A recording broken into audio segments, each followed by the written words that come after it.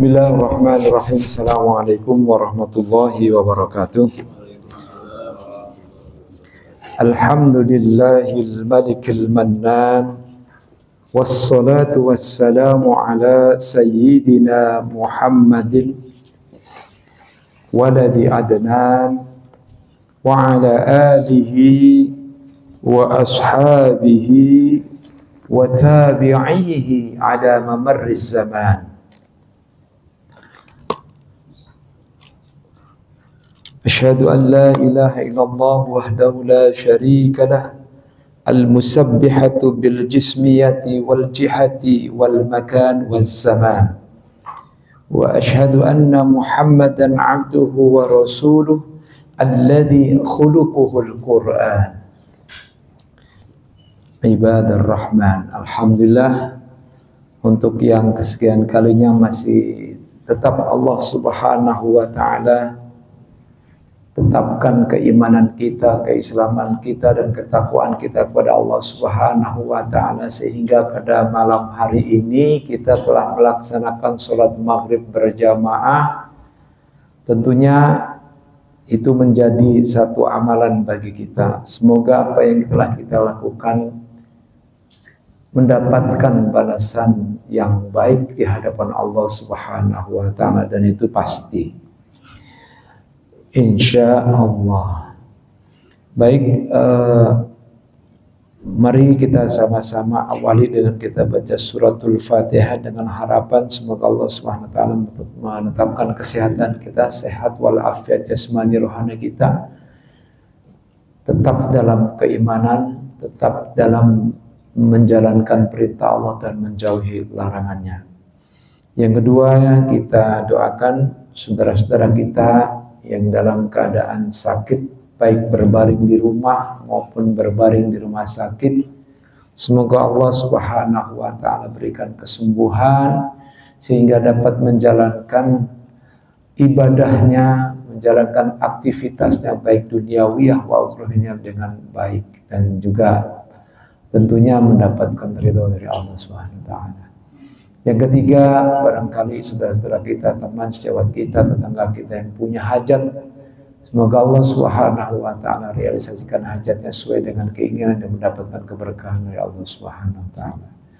Selanjutnya kita doakan juga anak-anak dan cucu kita yang dalam keadaan menuntut ilmu, sedang belajar. Semoga Allah Subhanahu wa taala berikan kemudahan dalam menuntut ilmunya, dan tentunya mendapatkan bimbingan dari Allah Subhanahu wa taala sehingga mendapatkan ilmu yang bermanfaat dan dimudahkan di dalam menuntut ilmu, sehingga tentunya sukses dan juga selesai dalam pendidikannya.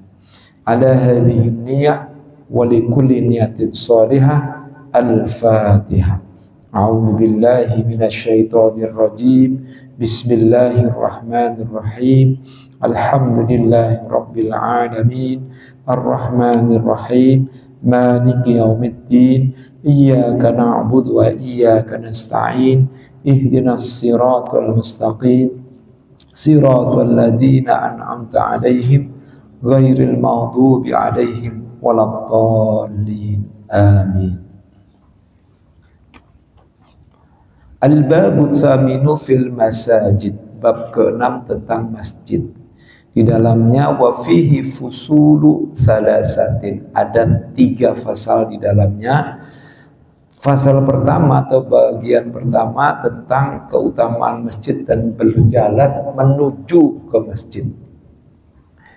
Kemarin sampai pada hadis yang disampaikan oleh sahabat Abu Hurairah, ya, terkait dengan tempat yang paling baik di sebuah negara atau sebuah negeri, sebuah kampung, sebuah tempat pemukiman adalah masjid-masjidnya.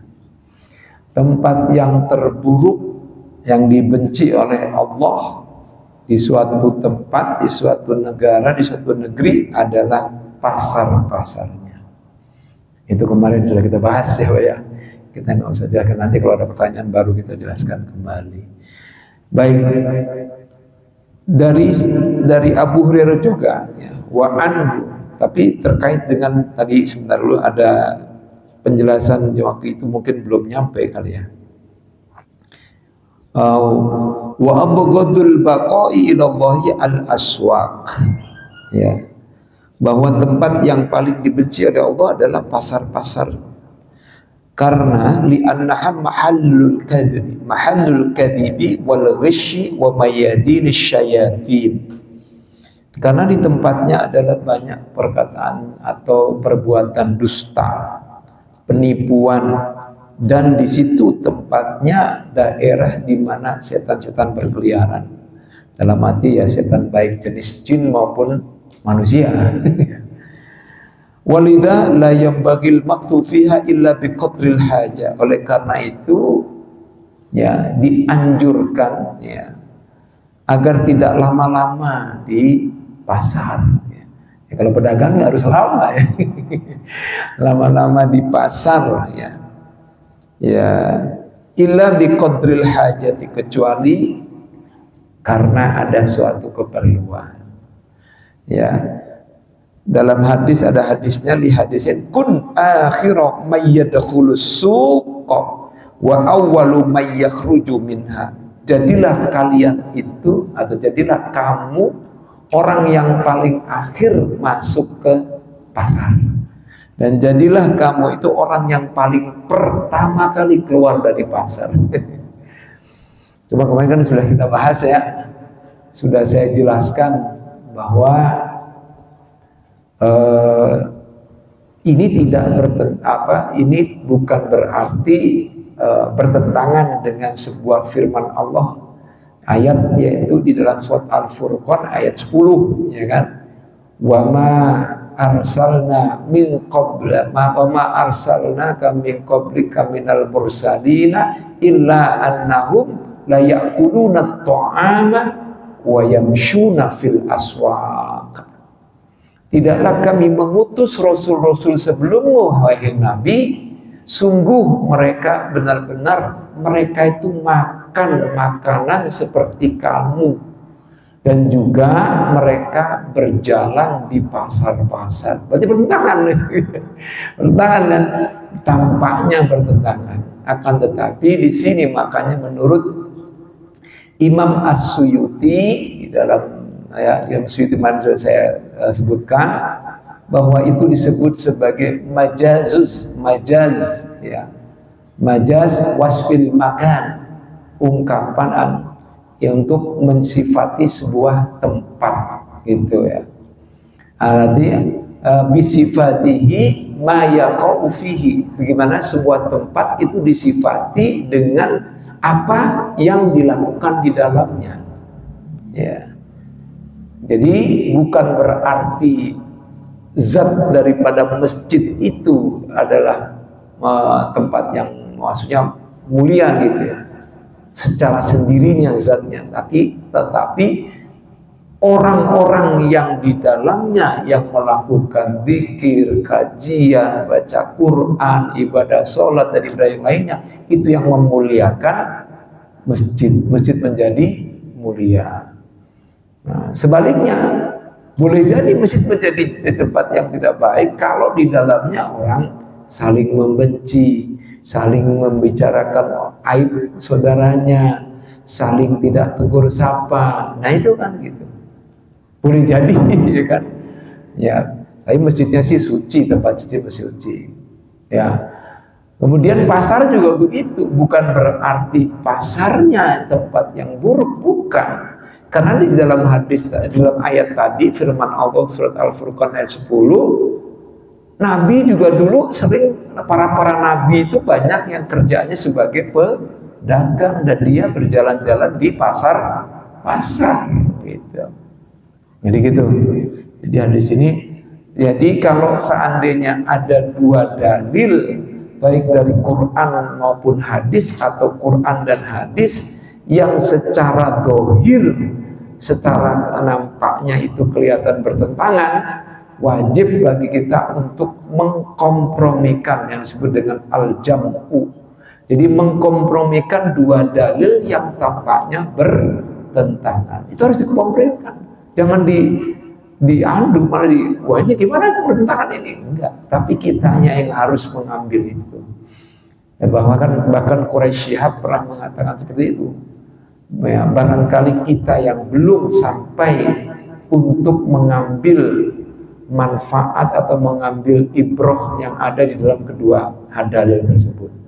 Kita harus menggabungkan antara kedua dalil yang tampak lahirnya itu bertentangan. Jadi jangan sampai ditentangkan dan tentangkan, tapi kita harus al-jam'u, yaitu mengkompromikan. Baik, kita lanjutkan tentang terkait dengan keutamaan masjid. Wa anhu, dan dari Abu Hurairah, anin Nabi sallallahu alaihi wasallam, dari Nabi Muhammad sallallahu alaihi wasallam bersabda, man goda, barang siapa goda itu artinya jalan pagi-pagi atau berpagi-pagi hari. Man goda ilal masjidi, barang siapa yang berpagi hari atau berjalan di pagi hari menuju ke masjid. Ya, goda itu di awal ya, early morning lah, ibaratnya kan waktu masih gelap, masih fajar ya, masih ya fajar ya, fajar menyingsing, terus fajar itu kan disebut sebagai habis waktu fajar atau habis sholat subuh itu kan disebut dengan waktul ghalas. Waktul ghalas itu waktu yang masih gelap, sehingga ya masih agak kalau dahulu belum ada penerangan tuh gelap, masih gelap. Ya walaupun sekarang kita keluar dari masjid sudah mulai terang ya, karena emang waktunya lebih agak siang, agak maju ya Pak ya. Nyebutnya maju apa mundur? Mundur ya? Mundur ya. Iya. Mundur ya. Man ghada ilal masjidi, barang siapa yang pagi-pagi pergi menuju ke masjid, tentunya untuk apa? Ya sholat dan ibadah. Auroha, atau yang bersore hari, maksudnya roha ini ya berjalan di sore hari. Roha ini a'addallahu, Allah akan menyediakan lahu baginya fil jannah, di surga ya. Nuzulan ini sebenarnya sama dengan baitan ya, baitan atau makanan, sebenarnya tempat tinggal ya kan. Kalau kita mendoakan rumah supaya menjadi baik kan ada doanya yang dibaca oleh Nabi, Rabbana anzilna munzalam mubarakau wa anta khairul munzilin. Itu untuk doa rumah itu, supaya rumah kita itu berkah, rumah kita itu mendapatkan naungan rahmat Allah, dijauhkan dari orang-orang yang jahat, dijauhkan dari makhluk-makhluk jin yang jahat. Itu Rabbana anzilna munzalam mubarakah, ya Allah berikan kami tempat tinggal yang dipenuhi dengan keberkahan. Wa anta khairul munzilin, dan engkaulah ya sebaik-baik pemberi tempat tinggal ya. Jadi khairul munzilin, nah, itu doa Nabi siapa itu dalam Al-Quran ada ya, yaitu dibacalah kalau kita lagi sholat sunnah di rumah atau sholat di rumah, boleh dibaca, atau pada saat mau tidur boleh juga. Nuzulan, yaitu tempat tinggal. Kullama, setiap kali, goda auroha, setiap kali pergi di pagi hari dan juga pergi di sore hari, kemana? Ke masjid gitu. Ini ada penjelasannya. Fabi qadri taraddudi ilal masajid takunu darajatu fil jannah. Maka dengan sesuai dengan ukuran bolak-baliknya ke masjid ya, pergi dan pulangnya ke masjid itu menjadi sebuah ukuran derajat dia nanti di dalam surga. Ini banyak mondar-mandir. Bapak kan nggak bosan-bosan kan? Mandil ya, sholat subuh datang ke sini, terpulang. Sholat zuhur datang ke sini, pulang lagi. Saya juga begitu kalau lagi di rumah ya. Di kantor juga begitu, begitu adzan langsung harus begitu. Ya harus usahakan. Kadang ada rapat, jadi kadang-kadang kayak nggak enak gitu. Ya rapat ini sudah lewat sampai jam 12 lewat. Kayaknya nggak enak, ada perasaan nggak enak. Apalagi saya menyampaikan ini gitu kan.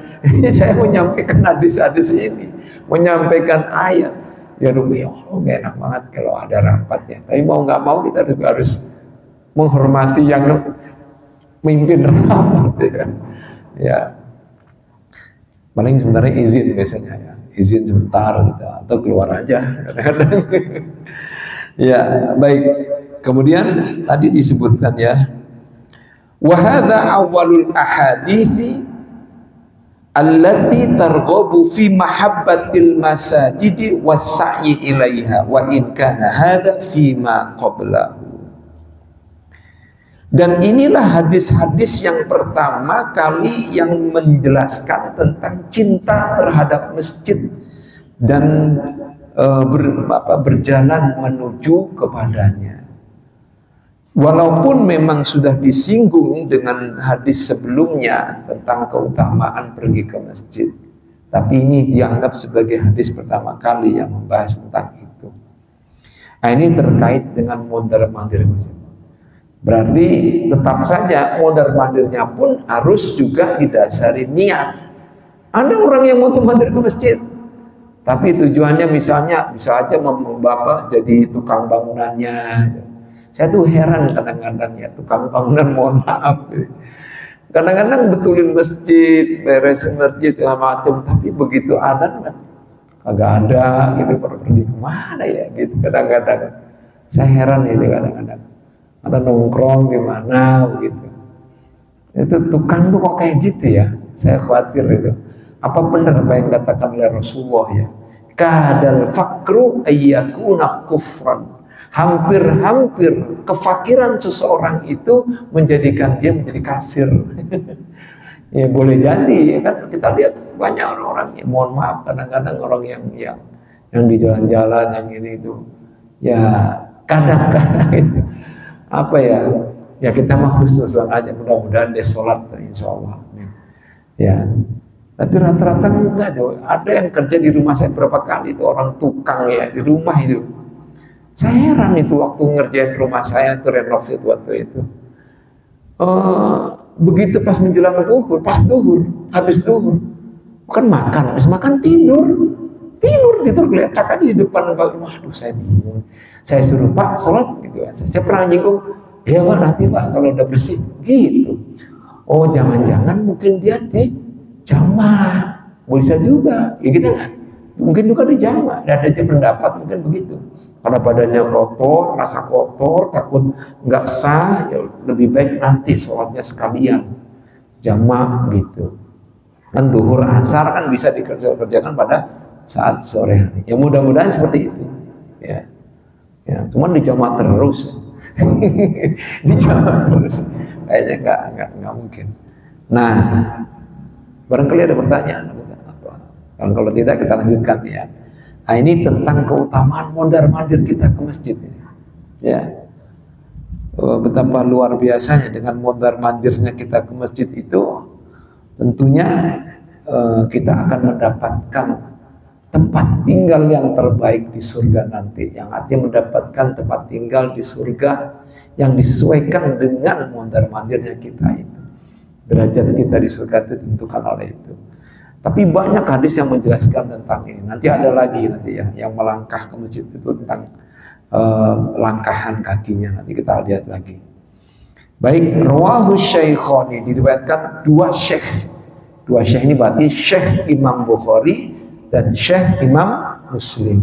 Itu terkenal sebagai syaikhani. Jadi kalau ada dalam kurung rawahu syaikhani, berarti dua syekh itu berarti Imam Bukhari dan Imam Muslim. Ya, terkenalnya gitu. Kalau dua syekh itu kayak ya profesor ya, mungkin. Oh, syekh itu bisa artinya dua di sana itu ya. Bisa yang pertama itu guru besar, itu syekh itu profesor. Bisa juga memang orang yang paling tua, yang paling tua ya. Ya, paling tua, paling yang di sesepuh. Nah, kita sesepuh ya. kesepuhan ya, sepuh syekh. Baik, kita lanjutkan. Wa anhu, dan darinya, yaitu dari Abu Hurairah, ya sahabat Nabi. Ani Nabi sallallahu alaihi wasallam, dari Nabi Muhammad sallallahu alaihi wasallam bersabda, sab'atun. Sab'ah itu apa artinya? 7, ya kan? Sab'ah itu 7.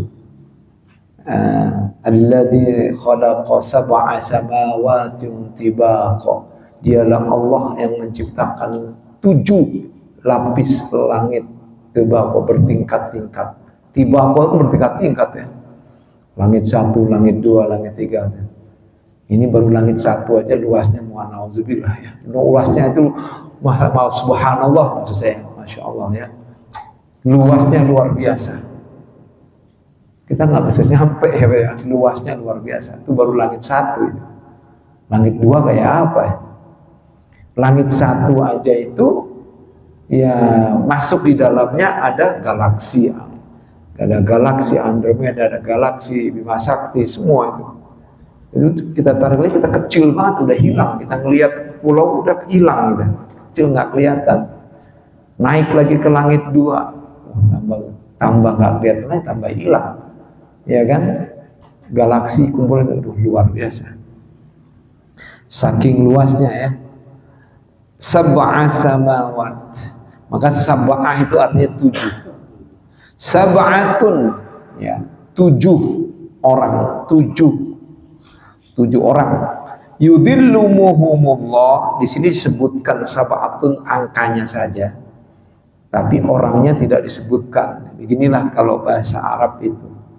Ya, bahasa Arab itu kan kayak kemarin Rasulullah mengatakan fudiltu bil anbiya'i, yaitu diantaranya jawami'ul kalimi, yaitu kata yang ringkas, padat dan memiliki makna gitu ya. Ringkas padat. Jadi sab'atun harusnya disebutkan sab'atu rijalin, ya, 7 orang laki-laki gitu.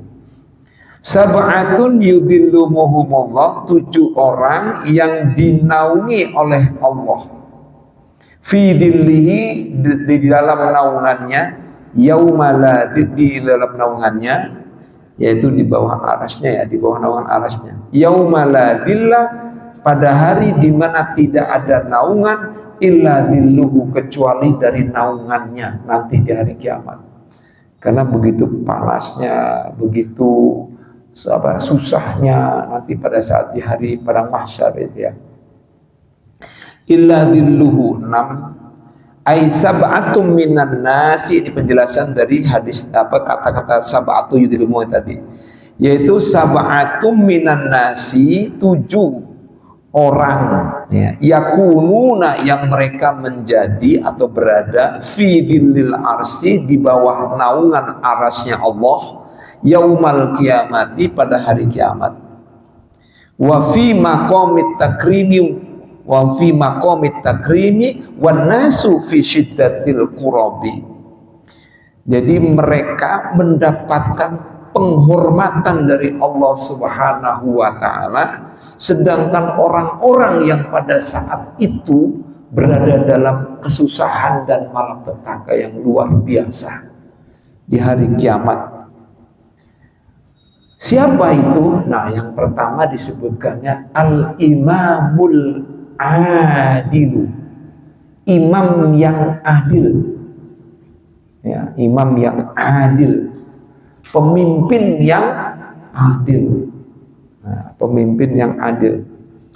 Ini kenapa pemimpin yang adil disebutkan pertama ya? Ya, ada satu pendapat karena pemimpin ini kan mempunyai kekuasaan, mempunyai wewenang. Ya, pemimpin ini kan kalau disebutkan di sini penjelasannya al-imamul adilu huwa kullu man tawalla riyasatan ala jama'atin. Seseorang yang menampuk kepimpinan ya dari sekelompok orang. Artinya yang menjadi pemimpin yang mengurusi ya urusan orang-orang banyak ya. Wa adula bainahum, dan pemimpin tersebut dia berbuat adil di antara mereka. Fadakhala fihi al-amiru wa nuwabuhu. Termasuk di dalamnya pemimpin tersebut yaitu al-amir. Amir itu kepala pemerintahan. Ya, al-amir. Nabi Muhammad SAW ketika dia menjadi pemimpin, dia itu menjadi 3 pemimpin sekaligus, ya kan Pak ya? Nabi sebagai khalifah ya, sebagai khalifah atau amir ya. Dia juga sebagai pemimpin negara dulu ya, kepala negara, kepala pemerintahan, juga kepala agama. Itu Nabi itu. Ya, Nabi Muhammad SAW ketika di Madinah membentuk sebuah negara, lalu Nabi menetapkan ya dirinya sebagai kepala negara, dia juga sebagai kepala pemerintahan, dan dia juga sebagai kepala agama. Nah itu, kalau punya presiden kayak begitu tuh mantap gitu. Ya, nah, barangkali ya ada yang dulu yang kita pengen dambakan ya, tapi nggak jadi.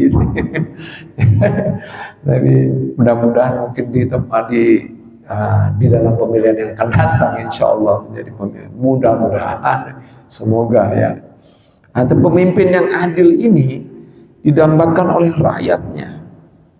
Nah di sini dikatakan bahwa yang dimaksud pemimpin bisa juga kepala pemerintahan, juga termasuk nuwabuhu, para menterinya, ya pembantu-pembantunya itu nuwabu, para menterinya.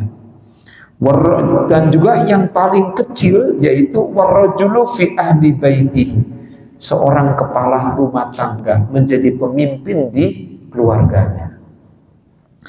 Dan juga wal mar'atu fi baitiha, dan seorang istri, kalau tadi suami, nah sekarang seorang istri juga menjadi pemimpin untuk di rumah tangga suaminya.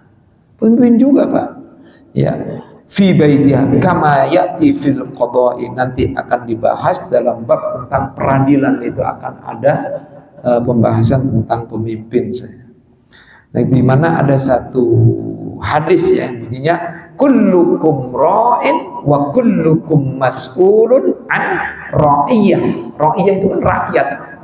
Rakyat itu berasal dari kata rakyat ya, yang dipimpin, yang digembalain gitu. Kullukum ra'in, setiap kamu adalah pengembala ya, kan gitu. Wa mas'ulun an ra'iyat ya, setiap kullukum ra'in wa kullukum mas'ulun, dan setiap kamu akan ditanyai pertanggungjawabannya an ra'iyati, terhadap pengembalaannya, terhadap yang dipimpinnya. Rakyat itu rakyat itu adalah gembala-gembala ya. Ya, Prabowo adalah ra'in. Kita ra'in juga fi baiti ahlina, di rumah tangga kita, sebagai pemimpin kepala rumah tangga. Istri kita juga ra'iyatun fi baiti zaujiha, ya, dia menjadi pemimpin di rumah tangga suaminya. Jadi kalau udah nggak ada, kan istrinya yang menjadi mengatur manajemen keuangan daripada rumah tangga itu. Nah, di sini mas'ulun an, tapi semua artinya apa? Bahwa kita juga sebagai pemimpin, terutama untuk diri kita sendiri. Kullukum ra'in an nafsika, kullukum ra'in an nafsikum. Jadi setiap kalian adalah pemimpin bagi diri kalian. Wa mas'ulun wa kullukum mas'ulun an ra'iyatika. Dan setiap kalian akan ditanyai pertanggungjawaban terhadap pemimpin, dalam memimpin diri kita. Udah waktunya sholat, ya diem aja, misalnya kayak itu, harus memimpin dirinya. Udah waktunya harus kali ini misalnya ya pokoknya ada kegiatan apapun, pokoknya kita harus bisa memimpin diri kita, memanage diri kita di dalam kehidupan ini. Baik, selanjutnya Wa bada'a bisyakhsil adil li'anna hayatahu lahu walinnas. Kenapa hadis ini diawali dengan seseorang yang adil? Karena orang yang adil atau pemimpin yang adil ini sesungguhnya dia tidak hanya mengurusi dirinya sendiri, tapi dia juga mengurusi orang banyak. Ya, linnas, jadi orang banyak. Fa innal hakimal adila wal kasiru li syaukati dzulmati wal mujrimin wa huwa sundud du'afai wal masakin. Karena sesungguhnya seorang hakim yang adil, hakim nih penting di sini, kenapa disinggung hakim? Seorang hakim yang adil itu sesungguhnya dia adalah penghancur, ya, li syaukati dzulmati, ya, penguasa-penguasa yang zalim, penguasa-penguasa yang aniaya, ya, kekuatan yang aniaya, wal mujrimin, dan orang-orang yang jahat. Kan banyak pemimpin-pemimpin yang hatinya jahat. Dia memimpin bukan untuk rakyatnya, tetapi dia memimpin untuk golongannya.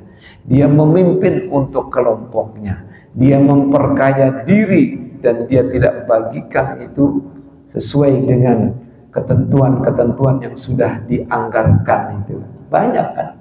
Maka terjadilah korupsi. Nah, itu juga kan termasuk berarti dia khianat. Ya kan, tidak amanah, curang, ya, tidak amanah, ya, dia tidak sesuai dengan apa yang diamanatkan oleh rakyatnya atau oleh orang, atau ya dia juga harus bertanggung jawab nanti ke Allah dan juga kepada yang lainnya. Di sini dikatakan wa huwa sundud du'afa, orang pemimpin yang adil atau hakim yang adil itu merupakan penegak bagi orang-orang yang lemah dan para kaum miskin. Karena nggak ada siapa yang bisa membantu orang mereka itu kalau bukan orang-orang yang punya itu kekuatan tadi. Karena pemimpin yang adil itu memang sangat dipentingkan. Mengapa? Ketika seorang muslim menjadi pemimpin yang adil, otomatis dia akan bisa otomatis semua di dalam pengembangan agama Islam, penyebaran dakwah Islam itu sangat ditentukan oleh kebijakan-kebijakan seorang pemimpin. Ya kan? Boleh jadi kita tidak bisa untuk merubahnya. Tapi bisa juga sih kalau kita turun ke jalan semuanya, rakyatnya ya semuanya ya untuk ini. Tapi kan tetap saja imam yang adil atau pemimpin yang adil itu sangat dibutuhkan. Sehingga apa? Di sini dikatakan wabihi yantadimu amrun nas. Dengan seorang pemimpin yang adil, maka semua urusan orang-orang atau semua urusan masyarakat atau umat itu menjadi tertib. Yantadim itu berjalan lancar, tertib gitu ya. Wa ya'manuna ala arwahihim wa amwalihim wa a'radihim, dan mereka akan merasa aman dan tidak merasa khawatir terhadap nyawa mereka, ya, terhadap harta mereka, dan terhadap juga kehormatan mereka. Wa sayati fadlul adli fi kitabil imamati insyaallah, dan ini akan dibahas lebih lanjut tentang keadilan atau sifat adil di dalam bab tentang imamah atau kepemimpinan. Nanti ada dalam ini, ada di 4 buku di sebenarnya di sini. Baik, kita lanjutkan. Lalu apalagi yang nomor 2 disebutkan wasyabun nasya'a fi ibadati rabbih. Seorang pemuda. Nah, syab, pemuda, ya, nasya'a fi ibadatihi rabbih, fi ibadati rabbih, yang menghabiskan hidupnya dalam beribadah kepada Allah. Jadi seorang anak muda tapi dia rajin beribadah kepada Allah. Dijelaskan di sini Yaitu di dalam apa? Yaitu seorang pemuda yang menghabiskan waktunya untuk taat kepada Allah Ta'ala, washtahara biha li'annaha fis syababi asyakkun 'ala nafsi. Dan itu sudah masyhur atau terkenal bahwa anak muda itu kan kadang-kadang baginya itu sesuatu hal yang sangat berat untuk taat kepada Allah. Kita lihat aja, ya. Sekarang kan yang banyak di masjid-masjid siapa? Yang usianya udah di atas, ya udah pada 50-an ke atas lah, 40-an ke atas. Coba kita lihat anak-anak muda-muda kita, banyak nongkrong di warung-warung kopi. Warung kopinya banyak banget tuh. Di Pamulang ini udah berjejer, ada toleransi, ada interaksi, ada apa lagi tuh. Saya jalan ke sana tuh juga banyak gitu. Pokoknya di dekat kampus sekarang menjamur warung kopi. Di UIN itu begitu saya jalan di Cirendok, masya Allah, ada warung kopi juga. Ada manfaatnya sih, manfaatnya dia bisa mengerjakan kerjaannya, makalahnya di situ sambil ada wifi gratisnya, ya. Dia diskusi di situ, ada bagusnya juga sih. Cuma kadang-kadang kan waktunya sholat ya mungkin ada yang lupa itu lupa diri. Ini lagi menjamur nih warung kopi ini, luar biasa nih warung kopi di mana-mana. Dulu padahal ada ya kafe, ya. Tapi sudah nggak populer gitu ya, udah berkurang. Sekarang berganti nama menjadi warung kopi. Itu ya warung kopi, tapi kelasnya kelas elit ya, bukan warung kopi sekedar di pojok kayak ada bubur itu, ada bubur, nggak kayak gitu lagi gitu. Tapi warung kopi di situ ada tempat yang nyaman, ada wifi-nya, kemudian bisa berlama-lama di situ, pesen. Makanya bahaya bagi anak muda sekarang. Bahaya kenapa? Banyak minum-minum yang manis-manis tuh. Akhirnya apa kena? Kan udah diteliti itu, ada tuh, bahwa di rumah sakit sudah ada anak-anak yang masih kecil-kecil, masih muda-muda ya, kena ginjalnya, cuci darah, udah banyak banget. Itu mungkin menjamurnya ini kan ya, karena yang diminum kopinya kopi yang kayak gitu ya. Terus apa lagi yang dimakan? Indomie. Terus apa lagi? Seblak gitu. Rame banget tuh seblak di pojok di danau. Apa pokoknya macam-macam makanan seperti itu. Padahal yang terbaik mah di rumah ya. Coba kalau misalnya ya di Unpam itu kan banyak yang pulang pergi naik motor kan ya, banyak. Mendingan pulang makan di rumah kan enak, buatan orang tua malah lebih bersih. Ya mohon maaf juga ya, ini juga ada kasus juga ya kan. Kita nggak boleh sebutkan di sini, nanti bahaya nanti kan itu. Ya makanan-makanan yang itu juga apa? Ya itu pemimpin lagi, itu juga susah juga pemimpin lagi itu. Ya sekarang lagi ramai soalnya ya, makanan yang banyak yang kena racun. Tapi jangan deh, kita jangan bicara yang lain, bicara ini aja. Nasya'af, jadi syabun nasya'af fi ibadati rabbi. Kalau ada anak pemuda yang menghabiskan waktu mudanya itu di dalam beribadah kepada Allah, itu juga termasuk mendapatkan naungan dari Allah Subhanahu wa taala. Wa rajulun qalbuhu mu'allaqun fil masajid. Nah, ini yang ketiga. Ya. Dan seorang laki-laki yang hatinya terpaut dengan masjid-masjid, terpaut. Hatinya tuh selalu terpaut. Dimanapun dia berada, begitu ada suara adzan, Allahu Akbar, langsung hati itu nggak enak, kundah gulana. Itu sudah bagus, Pak. Berarti imannya sudah luar biasa, Pak. Jadi kalau sudah Bapak seperti itu, ya alhamdulillah, mudah-mudahan ditetapkan terus seperti itu, bahkan meningkat kalau bisa. Pokoknya kayak nggak enak, aduh, gimana ya, udah adzan nih. Udah adzan kayaknya pengennya ke masjid aja, itu bagus. Itu yang disebut dengan warajulun qalbuhu mu'allaqun fil masajid. Seorang laki-laki, di sini disebutkan di dalam hadis ini bahwa penyebutan laki-laki bukan berarti hanya khusus untuk laki-laki saja. include di dalamnya adalah perempuan juga, seorang wanita gitu ya, yang hatinya terpaut dengan masjid.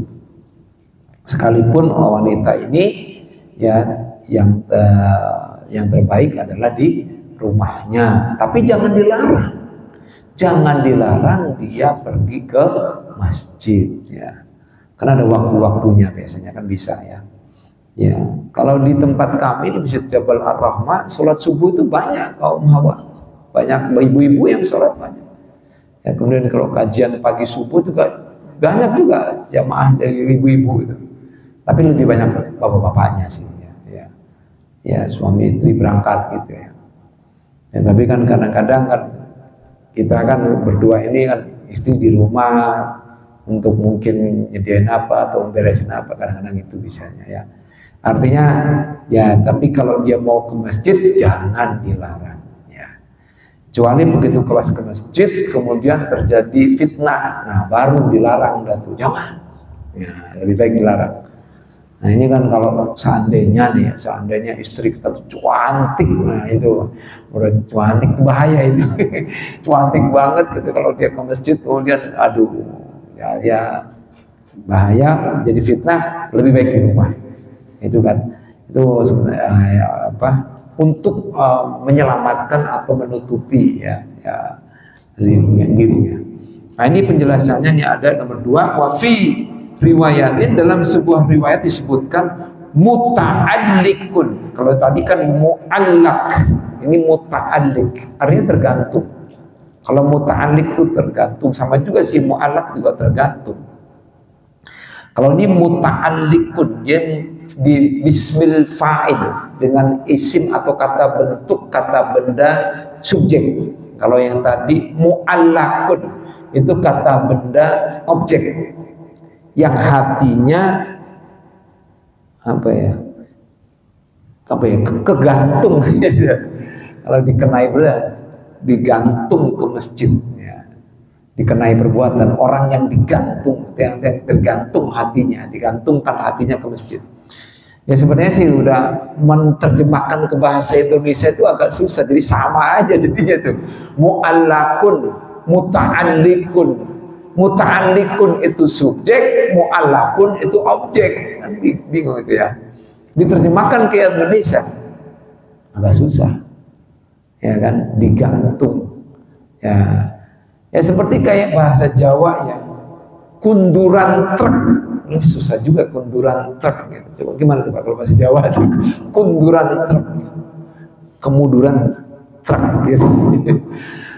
Bahasa Arab tuh ada yang tidak bisa diterjemahkan secara yang khusus gitu, agak susah ya. Akhirnya yang tergantung. Kalau ini yang menggantung bisa juga ya, orang yang hatinya menggantung di masjid hatinya. Ai min syiddati hubbihi laha. Mengapa hatinya itu menggantung di masjid gitu?